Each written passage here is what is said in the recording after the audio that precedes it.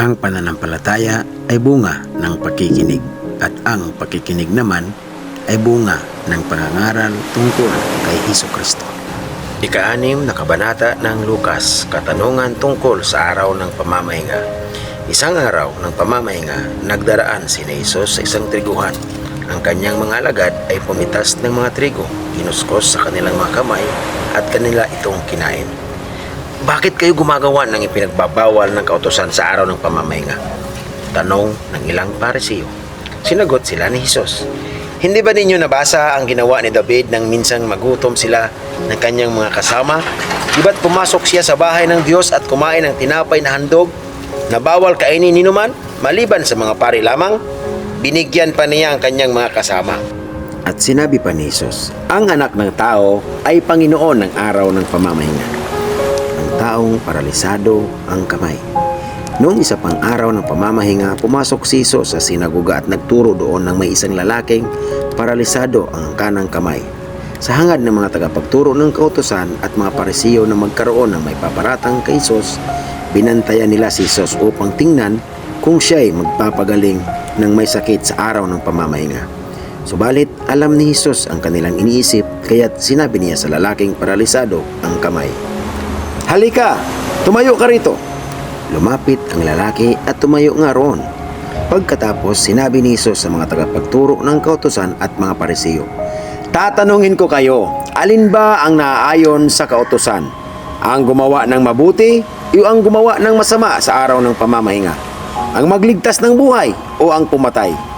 Tiningnan niyang isa-isa ang mga taong nakapaligid at pagkatapos ay sinabi sa lalaki, iunat mo ang iyong kamay.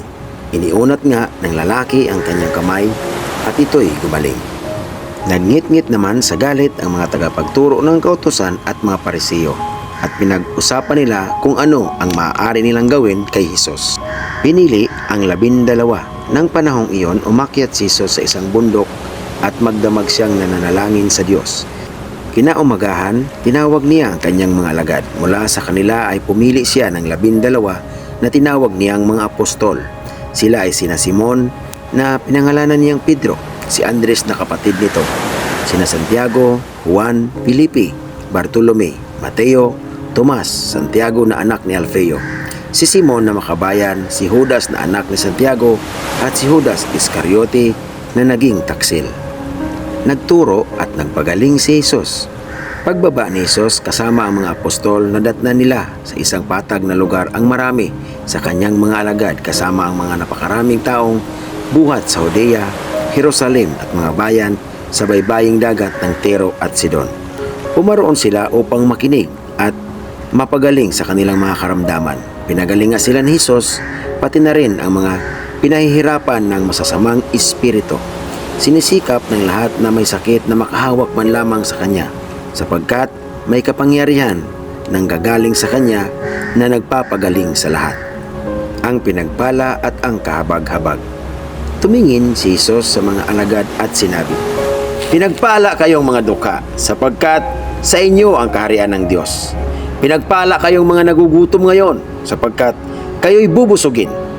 Pinagpala kayong mga tumatangis ngayon, sapagkat kayo'y magsisitawa. Pinagpala kayong mga dahil sa inyong pagsunod sa anak ng tao ay kinapupuutan kayo. Ipinagtatabuyan at nilalait ng mga tao at pinaparatangan kayo ng masama. Magala kayo at lumukso sa tuwa kung gayon ang mangyari sa inyo, sapagkat malaki ang inyong gantimpala sa langit. Gayon din ang ginawa ng kanilang mga ninuno sa mga propeta. Ngunit kahabag-habag kayong mga mayayaman ngayon, sapagkat natamasa na ninyo ang kaginhawaan. Kahabag-habag kayong mga busog ngayon, sapagkat kayo'y magugutom. Kahabag-habag kayong mga tumatawa ngayon, sapagkat kayo'y magdadalamhati at magsisitangis. Kahabag-habag kayo kung kayo'y pinupuri ng lahat ng tao, sapagkat gayon din ang ginawa ng kanilang mga ninuno sa mga huwad na propeta. Ang pag-ibig sa kaaway. Subalit, sinasabi ko sa inyong mga nakikinig sa akin, mahalin ninyo ang inyong mga kaaway at gawan ng mabuti ang mga napupuot sa inyo. Pagpalain ninyo ang sumusumpa sa inyo at ipanalangin ang mga nag-aapi sa inyo. Kapag sinampal ka sa isang pisngi, iharap mo rin ang kabila. Kapag inagaw ang inyong balabal, huwag mong ipagkait ang iyong damit. Bigyan mo ang bawat humihingi sa iyo. At kung may kumuha ng iyong ari-arian, huwag mo nang bawiin pa ang mga iyon. Gawin ninyo sa inyong kapwa ang nais ninyong gawin nila sa inyo. Kung ang nagmamahal lamang sa inyo ang inyong mamahalin, anong pagpapala ang nararapat sa inyo? Ang mga makasalanan man ay nagmamahal din sa mga nagmamahal sa kanila. Kung ang mga gumagawa lamang ng mabuti sa inyo ang gagawa ninyo ng mabuti, anong pagpapala ang nararapat sa inyo? Kahit ang masasamang tao ay gumagawa rin yan. At kung ang makakabayad lamang ang inyong pauutangin, anong pagpapala ang nararapat sa inyo? Kahit ang masasamang tao ay nagpapautang din sa kapwa nila masama, sa pag-asang sila ay babayaran. Sa halip, mahalin ninyo ang inyong mga kaaway at gumawa kayo ng mabuti sa kanila. Magpahiram kayo na hindi umaasa ng anumang kabayaran. Sa gayon, malaking gantimpala ang tatamuhin ninyo at kayo'y magiging mga anak ng kataas-taasang Diyos, sapagkat siya'y mabuti kahit sa masasama at sa mga hindi marunong magpasalamat. Maging mahabagin kayo tulad ng inyong ama na mahabagin. Ang paghatol sa kapwa. Huwag kayong humatol at hindi kayo hahatulan. Huwag kayong magparusa at hindi kayo parurusahan. Magpatawad kayo at kayo'y patatawarin. Magbigay kayo at kayo'y bibigyan din. Hustong takal, siksik, liglig at umaapaw pa ang ibibigay sa inyo, sapagkat ang panukat na ginagamit ninyo sa iba ay siya ring gagamiting panukat sa inyo. Tinanong sila ni Jesus ng patalinhaga, maaari kayang mag-akay ang isang bulag ng kapwa niya bulag? Pareho silang mahuhulog sa hukay kapag ginawa nila ang ganoon. Walang alagad na nakakahigit sa kanyang guro. Ngunit matapos maturuang lubos, ang alagad ay makakatulad ng kanyang guro. Bakit mo pinapansin ang puwing ng iyong kapatid, ngunit hindi mo pinapansin ang truso sa iyong mata? Paano mo masasabi sa iyong kapatid, "Kapatid, hayaan mong alisin ko ang iyong puwing," gayong hindi mo nakikita ang trusong na sa iyong mata? Mapagkunwari, alisin mo muna ang truso sa iyong mata nang makakita kang mabuti. Sa gayon, maalis mo na ang puwing ng iyong kapatid. Sa bunga, makikilala ang puno.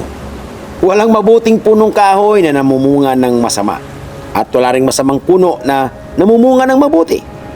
Nakikilala ang bawat puno sa pamamagitan ng kanyang bunga, sapagkat hindi nakakapitas ng igos sa matitinik na halaman o ng ubas sa mga dawag.